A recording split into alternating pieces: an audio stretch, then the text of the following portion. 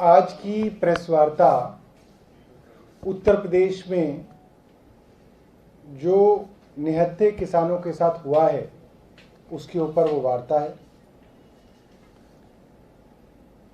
मैंने कुछ दिनों पहले अजय मिश्रा उर्फ टैनी के बारे में लखीमपुर के कुछ राजनीतिक लोगों से सुना था और जब उन्होंने टैनी के बारे में बताया कि किस आपराधिक पृष्ठभूमि से ये महाशय आते हैं तो मैं हैरान हो गया था कि ऐसा आदमी कैसे सांसद बन सकता है और ये कैसे संभव है कि प्रधानमंत्री ऐसे आदमी को अपने मंत्रिमंडल के अंदर जगह देते हैं। लखीमपुर का बच्चा अजय मिश्रा उर्फ टैनी की असलियत जानता है। आप कहीं पे भी चले जाएं, आप पूछिए अजय मिश्रा टैनी कौन है, सब बताएंगे कि किस तरीके के आदमी हैं। अपने चुनाव प्रचार के अंदर भी ये अक्सर लोगों को कोई भी सवाल पूछने पर जिस बदतमीजी से उनके साथ व्यवहार करते थे और जिस तरीके से उनको हैंडल किया जाता था, ये चीजें पूरे लखीमपुर के अंदर मशहूर हैं। ये कैसे संभव है प्रधानमंत्री नरेंद्र मोदी जी अजय मिश्रा टैनी जैसे आदमी को अपने मंत्रिमंडल में लेते हैं और उसको गृह राज्य मंत्री बनाते हैं। मतलब वो आदमी जिसके पास पूरे देश की सुरक्षा व्यवस्था, कानून व्यवस्था और शांति व्यवस्था की जिम्मेदारी है, वो आदमी आपको ये मिला अजय मिश्रा उर्फ टैनी।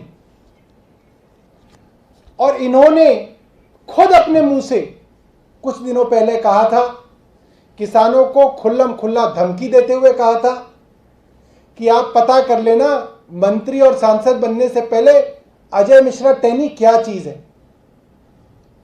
तो ये तो खुद अपने बारे में बता रहे।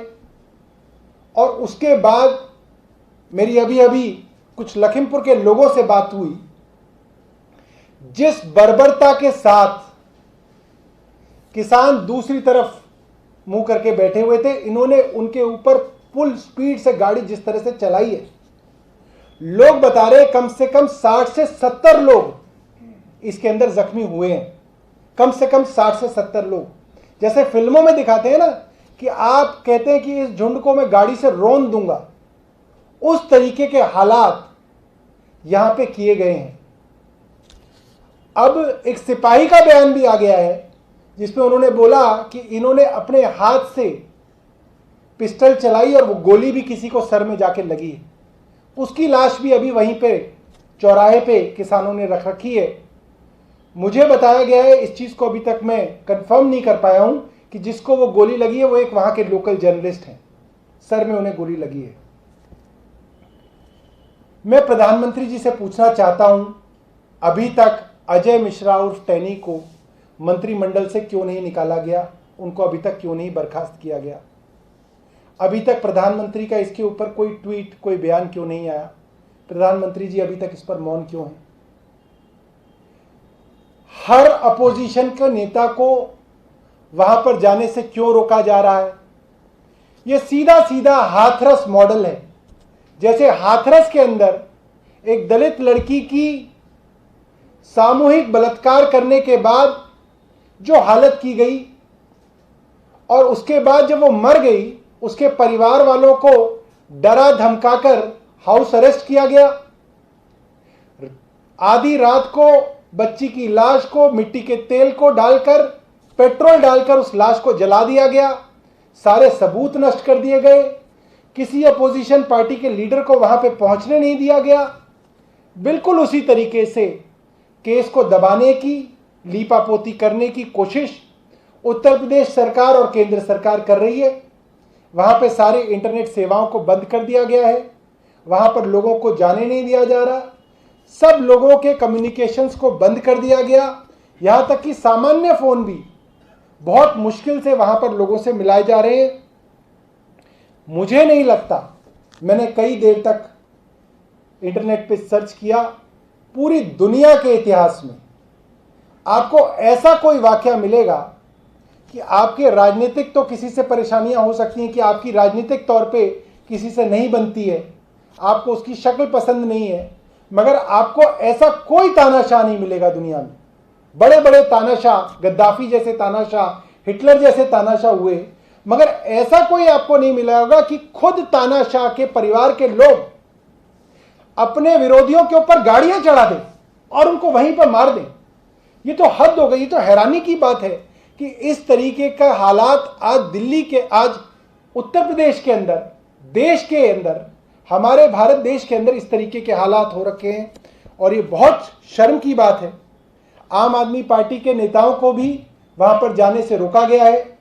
हमारे सांसद संजय सिंह जी को कल आधी रात को उत्तर प्रदेश की पुलिस ने रोक दिया है।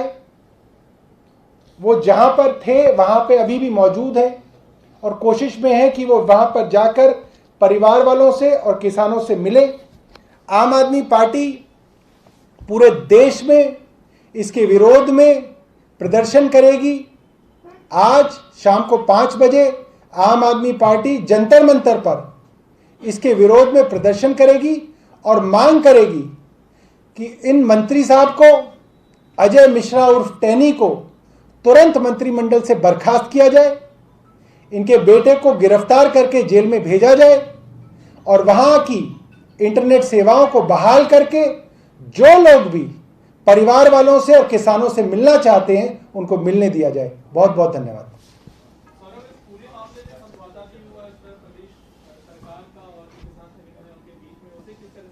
पंकज जी, हाथरस के मामले में भी इस तरीके के समझौते की बात की गई थी कि लड़की के परिवार वाले किसी से नहीं मिलना चाहते, इसी से उनको किसी से मिलने नहीं दिया जा रहा। और बाद में परिवार वालों की एक वीडियो आई जो एक जर्नलिस्ट ने निकाली कि परिवार वाले कह रहे हैं कि हमको हाउस अरेस्ट किया हुआ है, डीएम धमका रहा है, और धमकी देते हुए डीएम की बाकायदा वीडियो आई कि किस तरीके से परिवार वालों को धमकाया जा रहा है।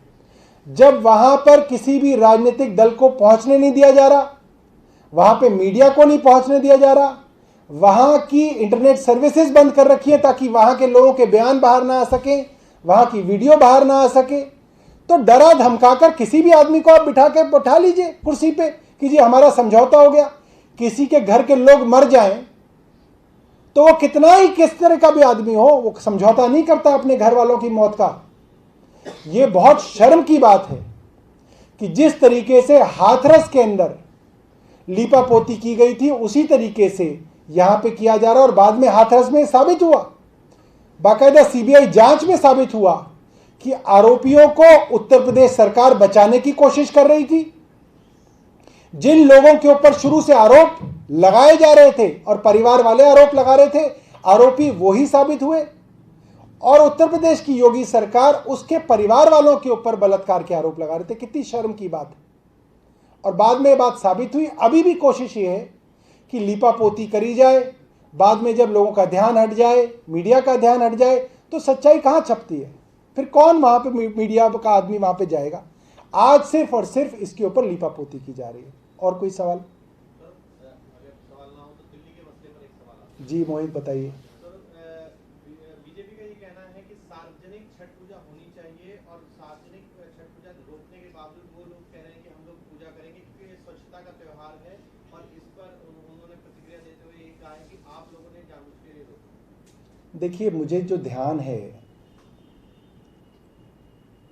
पिछली बार जब छठ पूजा नहीं हुई थी, हरियाणा की सरकार का मैंने आदेश दिखाया कि वहां पे भी छठ पूजा नहीं करने दी। गुजरात की सरकार का मैंने आदेश दिखाया कि वहां पे भी छठ पूजा नहीं करने दी। वहां पर भाजपा की सरकार थी। वहां पर भाजपा करती है तो कोरोना को रोकने के लिए हो रहा है। यहां पे अगर दिल्ली सरकार करती है तो इसके अंदर ये लोग राजनीति करते हैं। मुझे लगता है कि मनोज तिवारी जैसे लोग इतने घटिया और गिरे हुए लोग हैं कि कोरोना की महामारी में ये नजर नहीं आए दिल्ली में। लोग जब ऑक्सीजन के लिए, दवाइयों के लिए दर दर भटक रहे थे, आम आदमी पार्टी के विधायक और पार्षद लोगों की मदद कर रहे थे, तब मनोज तिवारी गायब हो रखे थे। कोरोना फैल गया था तो उस वक्त ये मजे ले रहे थे। इनका एक सांसद आप मुझे दिखाइए जो किसी की मदद करने के लिए आया हो। ये सब लोग गायब थे, दवाइयों की कालाबाजारी कर रहे थे।